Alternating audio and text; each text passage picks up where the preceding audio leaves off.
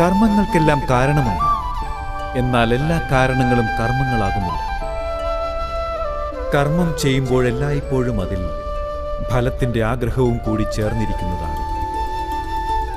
മനുഷ്യനെപ്പോഴും സുഖവും സമ്പത്തും പ്രശംസയും ലഭിക്കുമെന്ന് പ്രതീക്ഷിച്ചുകൊണ്ടാണ് കർമ്മം ചെയ്യുന്നത്. അപ്പോൾ അവരുടെ കർമ്മങ്ങൾ ഫലങ്ങളുമായി ബന്ധിക്കപ്പെട്ടതായിരിക്കും. ഒരു കർമ്മം നിർവഹിക്കപ്പെടുന്നത് ഫലം പ്രതീക്ഷിച്ചുകൊണ്ടാണെന്നുണ്ടെങ്കിൽ അതിനെ സകാമ കർമ്മയോഗം എന്ന് പറയുന്നു. മറിച്ചൊരു കർമ്മം നിർവഹിക്കുന്നത് യാതൊരു ഫലവും പ്രതീക്ഷിക്കാതെയാണെന്നുണ്ടെങ്കിൽ അത് നിഷ്കാമ കർമ്മയോഗം എന്നറിയപ്പെടുന്നു. ഇക്കാരണം കൊണ്ട് തന്നെയാണ് മനുഷ്യർക്ക് വീണ്ടും വീണ്ടും ജന്മമെടുക്കേണ്ടി വരുന്നത്. വാസ്തവത്തിൽ മനുഷ്യരെ കർമ്മങ്ങളല്ല ഇങ്ങനെ ബന്ധിച്ചിരിക്കുന്നത്.